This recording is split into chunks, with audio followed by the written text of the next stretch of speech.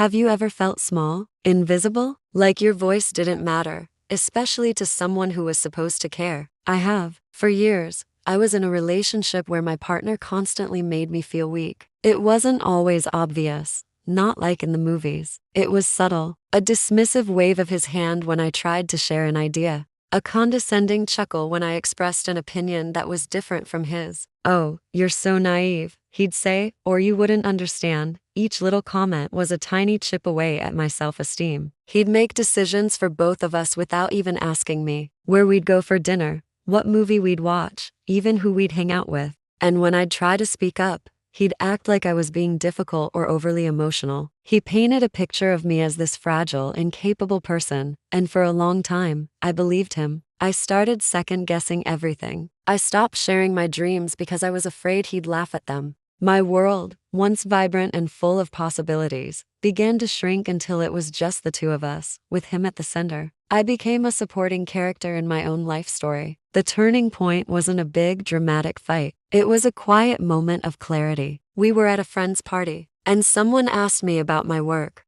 Before I could even open my mouth, he jumped in and answered for me, downplaying my achievements and making it sound like my job was just a little hobby. I watched him hold court, charming everyone, while I stood there, silent and fuming. In that moment, I saw it all so clearly. He didn't see me. He saw a reflection of himself, a prop to make him look better. He didn't think I was weak. He needed me to be weak so he could feel strong. That night, something inside me snapped. It wasn't anger, not at first. It was a profound sadness for the person I had allowed myself to become. I went home and I cried. But these weren't tears of self-pity. They were tears of release. I was mourning the version of me I had lost. And with that mourning came a spark of defiance. A tiny voice whispered, "No more." The next day, I started taking small steps. They felt huge at the time. I signed up for a pottery class I'd always wanted to take, something he'd always called messy and pointless, just for me. I started a journal, not just to vent, but to rediscover my own thoughts and feelings, untangled from his. I wrote down my opinions, my dreams, my fears. It was like meeting an old friend I hadn't seen in years. That friend was me. Of course, he noticed the shift. When I started saying no to things, or "I'd rather do this instead," he was confused, then annoyed. "You're changing," he'd say, as if it were an accusation. And I'd smile and say, "Yes, I am." The arguments got worse. He tried to pull me back into the old dynamic, using guilt and manipulation. He'd say things like, "I just worry about you," or "You're being selfish." It was hard. There were days I almost caved, days the old habits of pleasing him felt easier. But I held on. I kept going to my pottery class. My hands, covered in clay, were creating something from nothing. It was powerful. I reconnected with old friends, the ones he had subtly pushed away. They welcomed me back with open arms, reminding me of the vibrant, funny person I used to be. Hearing them say "I missed you" was like a balm to my soul. They saw me,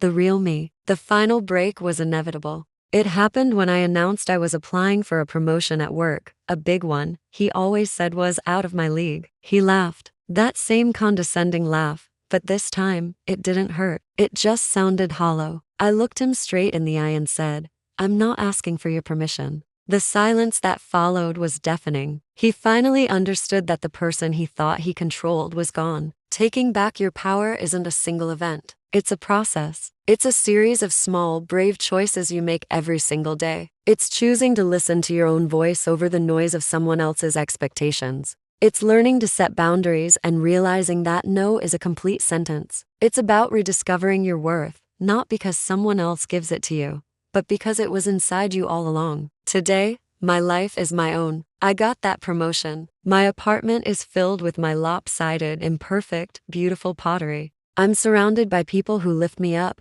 who celebrate my successes and listen to my ideas. I still have moments of doubt, we all do, but now, I know how to handle them. I know that my strength isn't about being loud or aggressive. It's the quiet confidence of knowing who you are and what you deserve. If you're in a situation where you feel small or unheard, please know that you are not weak. You are incredibly strong. The first step is just acknowledging the truth of your situation. Then, take one small step for yourself. Join a class, call a friend, write in a journal, anything that feels like it's just for you. It might feel scary, but every step you take towards yourself is a step away from the person who wants to keep you small. You have the power to rewrite your story. He thought I was weak, but I learned I was a warrior, and you are too. Thanks for listening to my story. If this resonated with you, please consider liking and subscribing. Your journey to empowerment starts now. See you next time.